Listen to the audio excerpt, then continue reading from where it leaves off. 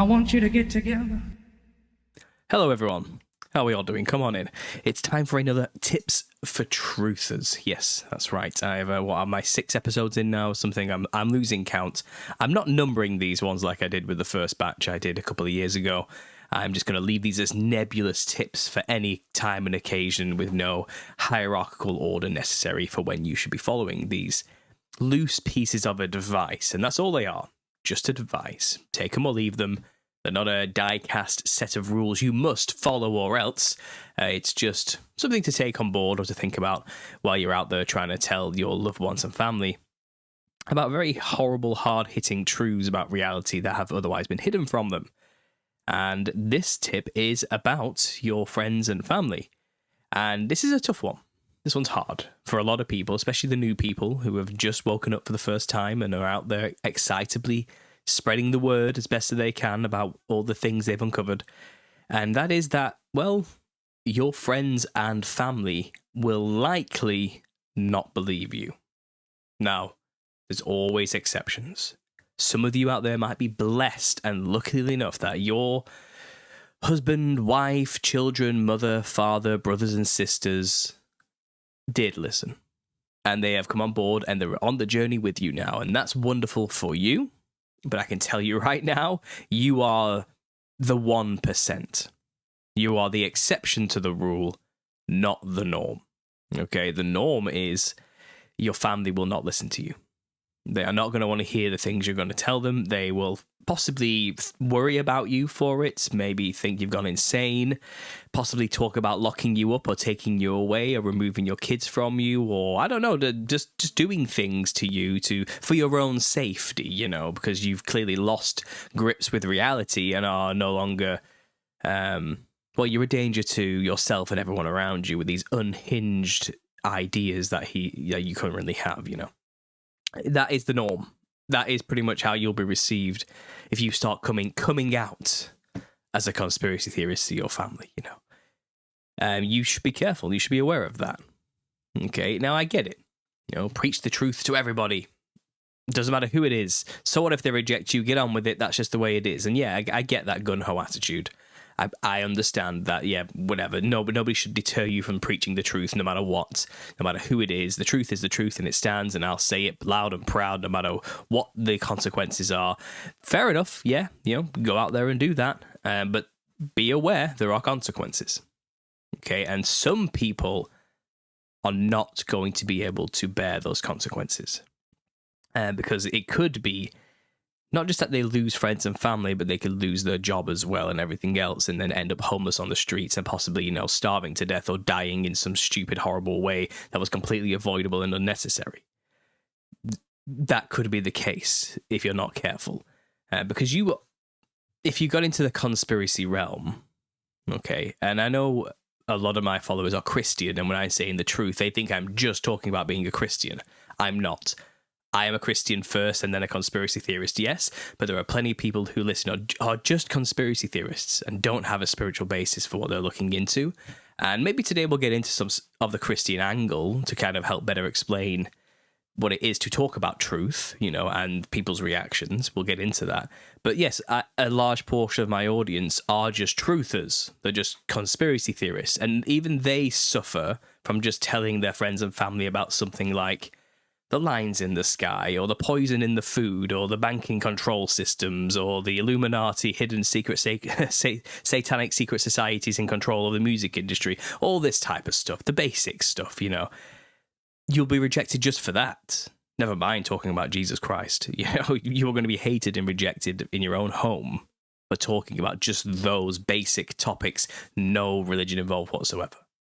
And if you do start getting into the religious aspects, you're likely, if not a Christian, getting into the whole consciousness, 5D reality, you know, sacred geometry stuff, you know, how our consciousness are being held down through low vibrational frequencies, and the music is tuned to 440 hertz rather than the original 432, all that kind of stuff. You're probably doing that to your family, you know what I mean, rather than talking about what the Christian truthers are doing, saying they're hiding Christ from you.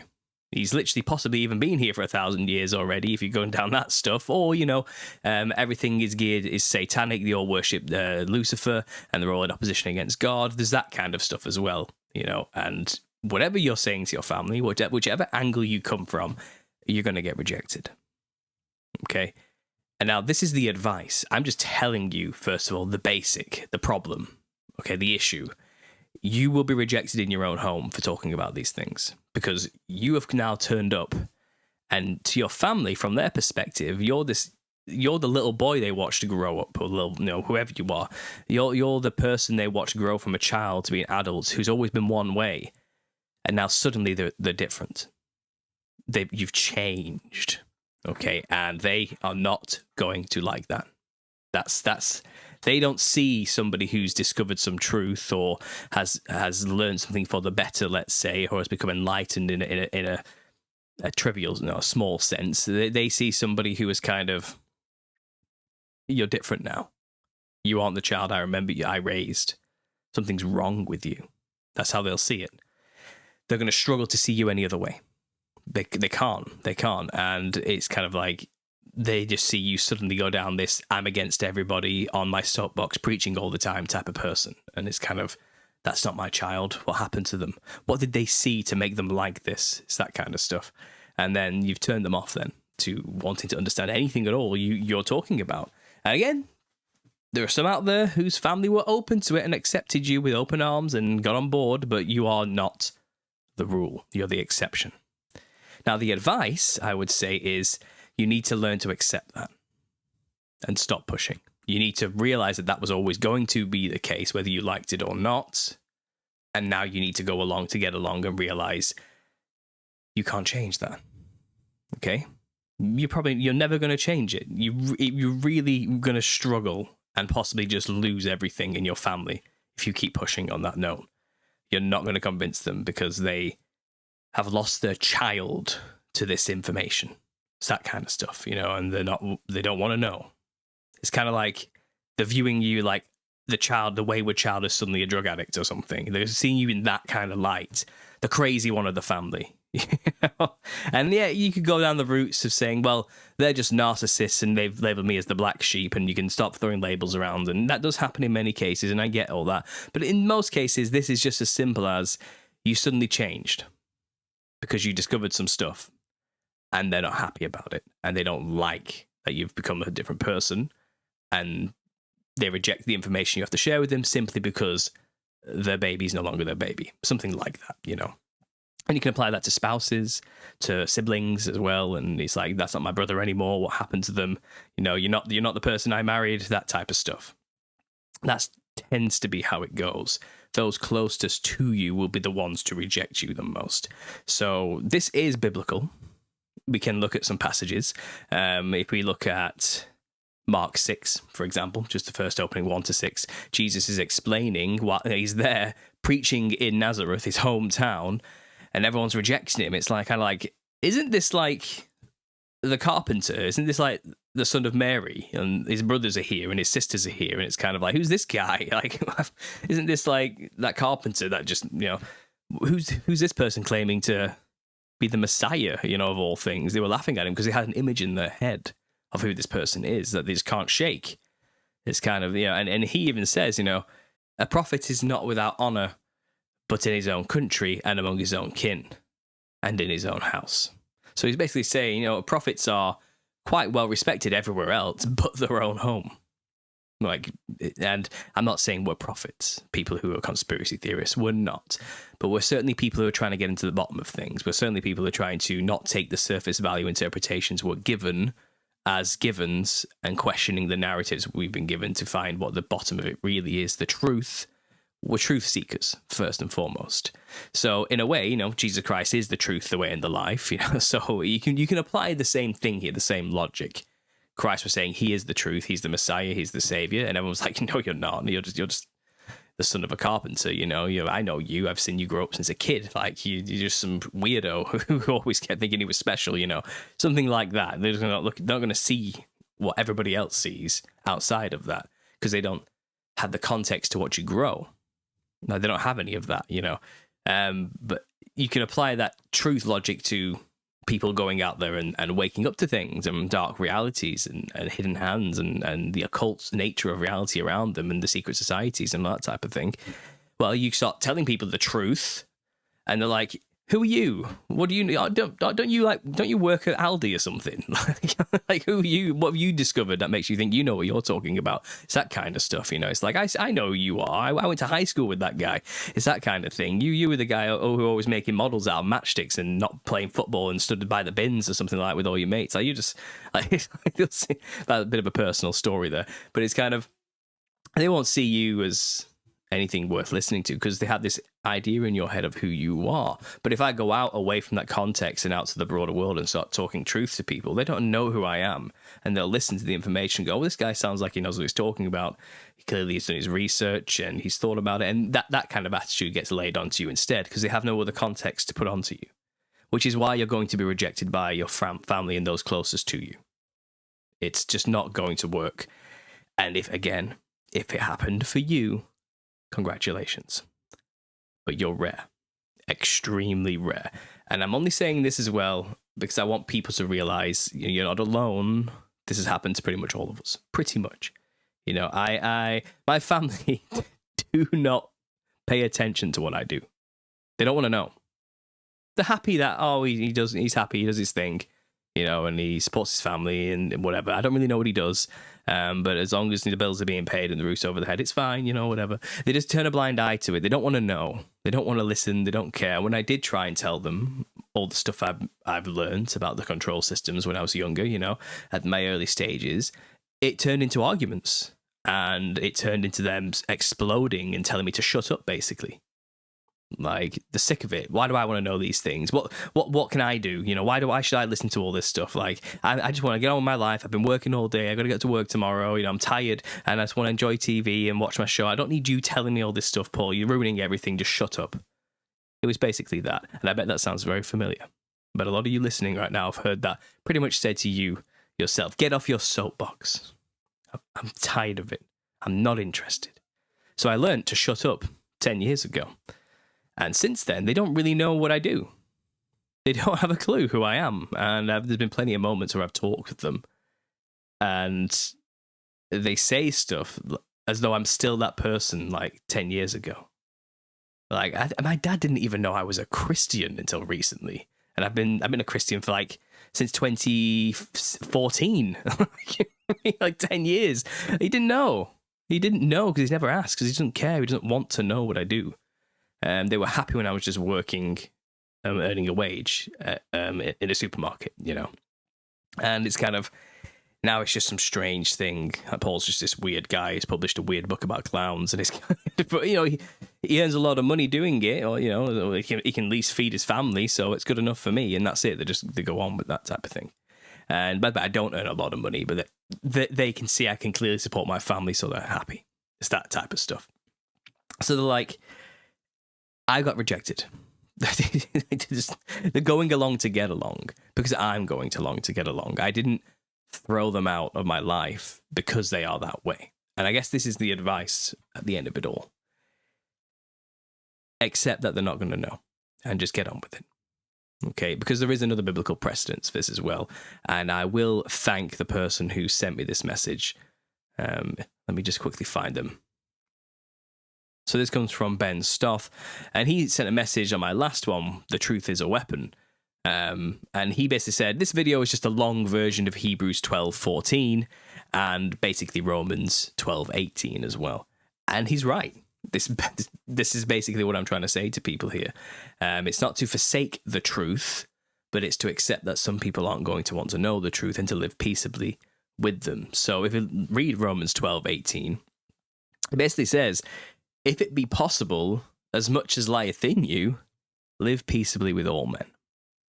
You know, as hard as it can be to be rejected and to have people call you crazy and not listen to you, just live in love with them in peace and say, all right, fair enough. You know, you don't have to believe what I believe. That's fine. You know, let's get on with the job. That type of thing. Just learn to get along with people and accept that not everybody's in the same place as you. Okay. There's nothing you can do about that. It's like recompense to no man evil for evil.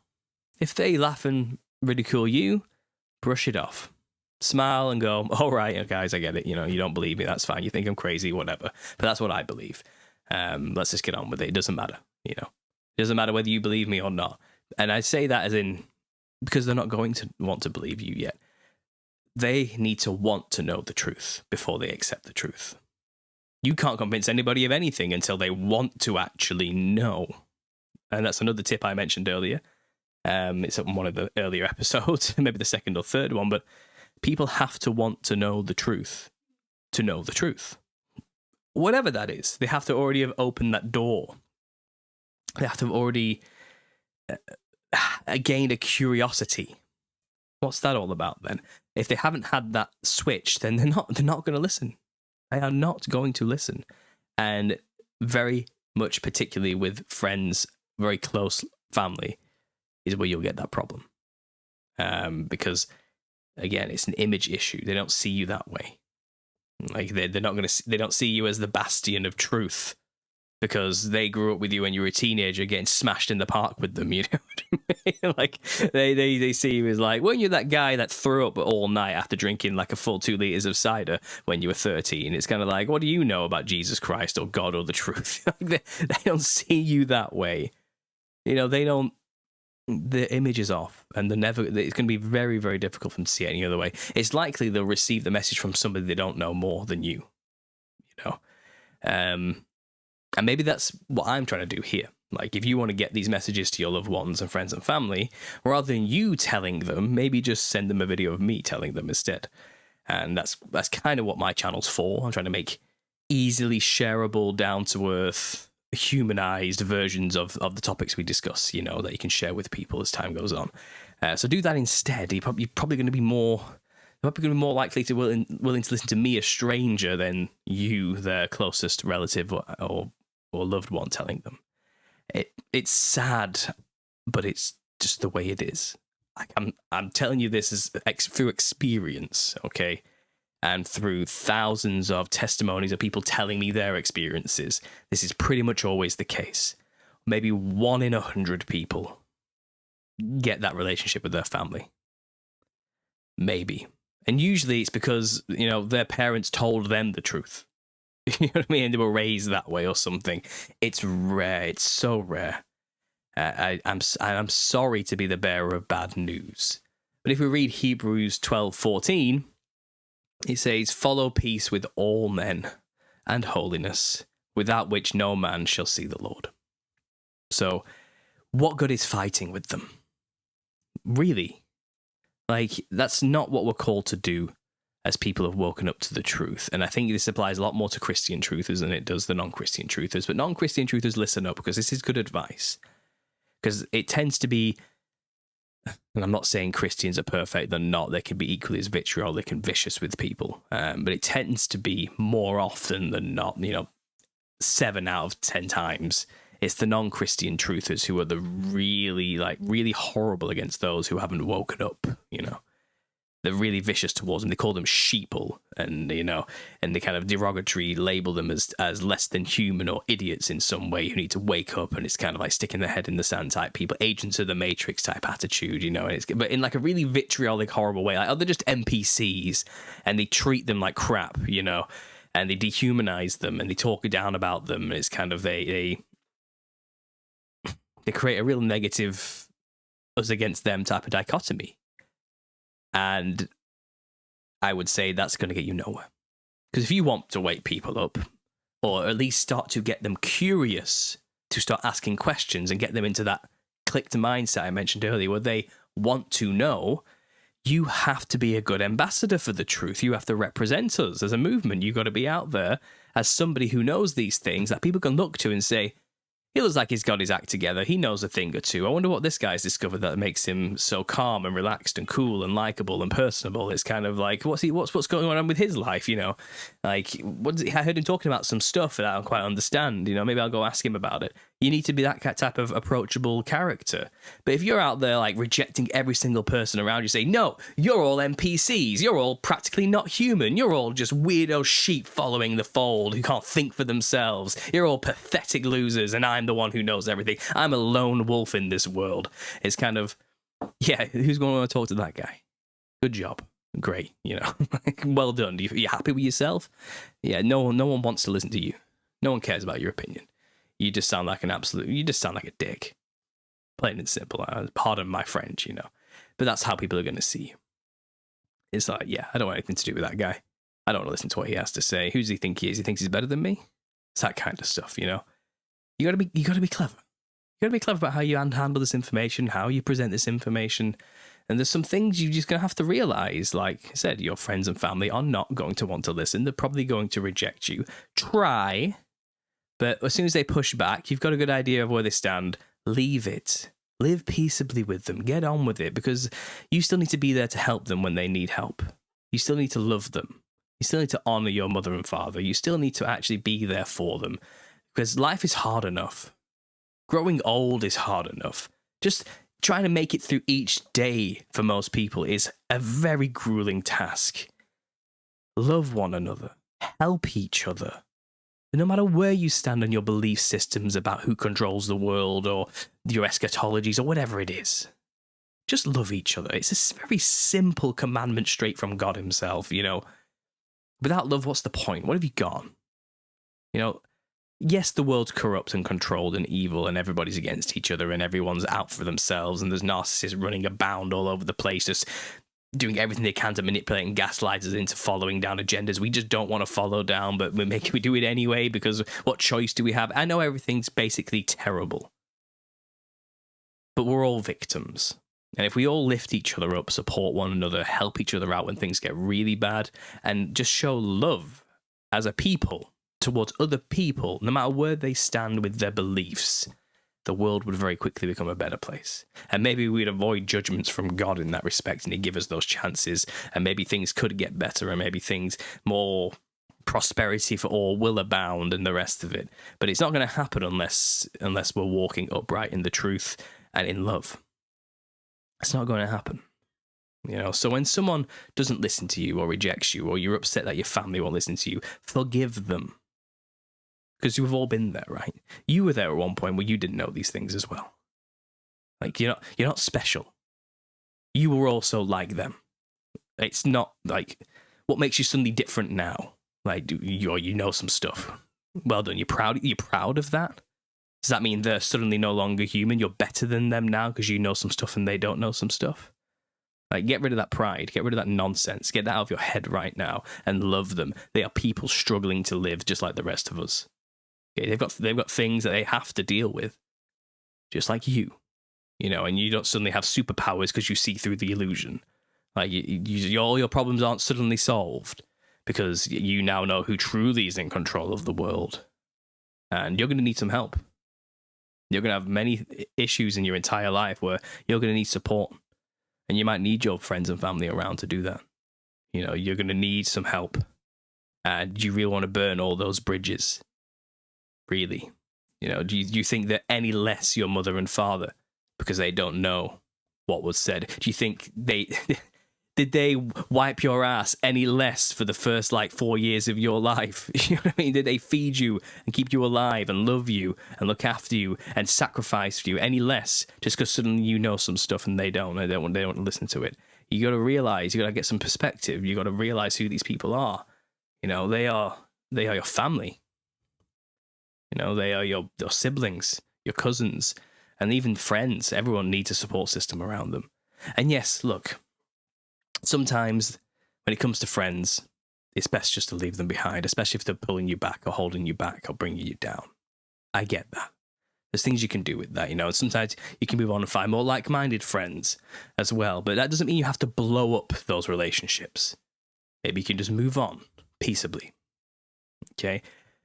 But don't blow them up. Don't go full C4 and everything. Don't go volcanic. Don't erupt and slam the door on the way out type of attitude when it comes to leaving these relationships behind. You don't have to be so destructive like that. And again, if you want to represent the truth and get people to actually open up to listening to the truth, you need to be somebody who has your shit together. I'm sorry, you do.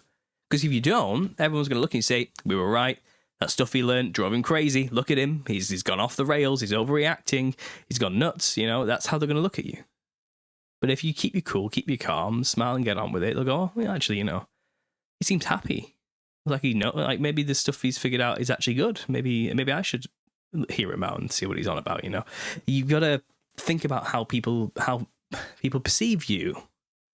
But I will just say, and it's a caveat to what I was saying earlier about, these are your family. You got to keep them around. You're going to need the support network in the future as life gets worse, for everybody and everybody around you, because everything is always getting worse as we age, That isn't to say, and that advice does not apply to people who are going through narcissistic abuse in their family. This does not apply to you.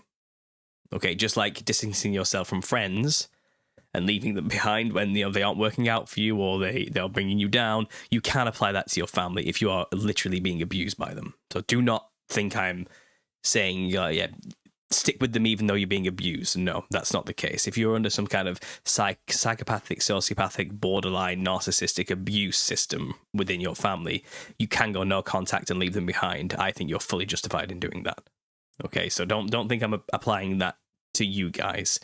I'm very well aware of that problem. Okay, but if it's just a case of they just don't believe what you believe, but other than that, they're actually good parents, and they're a loving family, but this issue in particular has caused contention, you can just leave it. Okay, you're probably better off just not pushing so hard.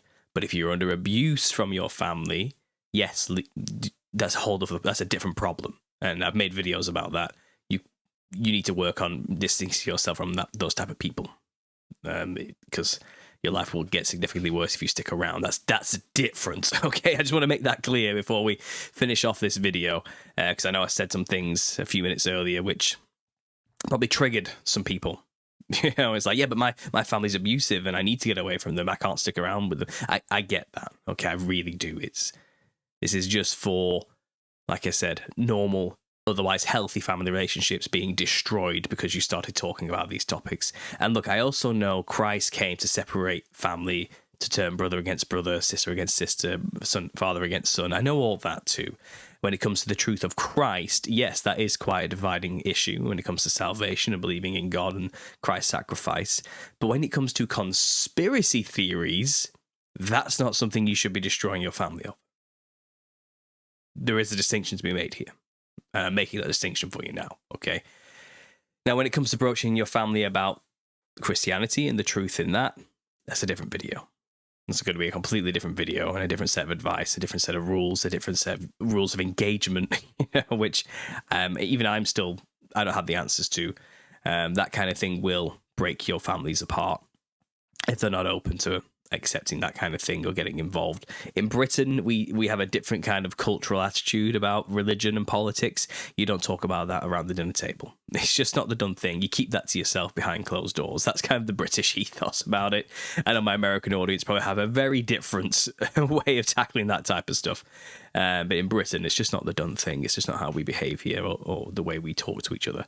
So when it comes to conspiracy theories, let's just keep it on that topic alone. Yeah, don't let this break your family apart. Don't let it break your family apart. So that's kind of the piece of advice, Your family will reject you and your closest friends will reject you when you start telling them this truth, simply because of the proximity.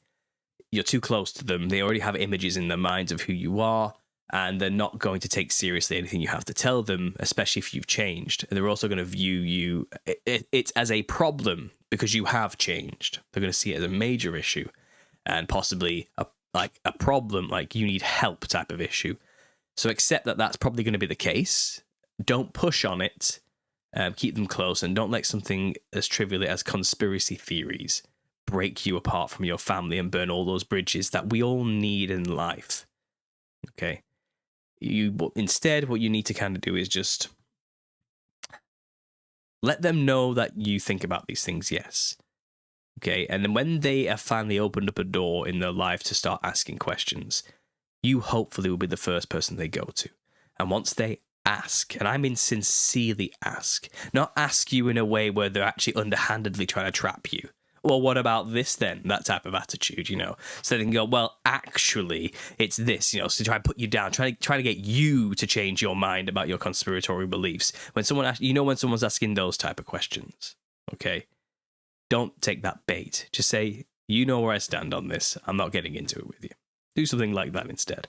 But if they come up to you sincerely and they're like, I saw this in the news today and I remember that thing you said about what they're actually doing and it actually made sense. Like what do you think is going on here?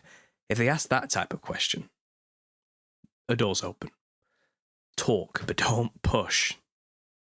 Just give them what you know. Say, well, people think this. And it's possibly that this is going on. And maybe behind the scenes, this is what the agenda is actually all about and where it's actually all leading to because of X, Y, and Z. And just let that seed germinate. Let it let it do its thing, okay? Then they'll come back and ask more questions once they've gone off and done their own stuff. All right? You've got to be careful. I think, was it JT who says this phrase? I can't remember who says it, but I think he said something like, you don't water seeds with a fire hose. Okay, freshly planted grass seed with soil on top. You don't want to disturb it all by putting too much pressure on it and just uprooting all the seeds. Just gently sprinkle it, and let it settle and then leave it overnight. That's kind of how we have to tackle these type of things with people. And like I said, if you want to broach these things with your friends and family, just let them know you're a guy who they can talk to about these things when it comes to them personally. Okay, when they've personally made the choice to want to know sincerely. That's your only hope, really, to get your friends and family to listen. There you go. So there's the advice, guys. Your friends and family will reject you.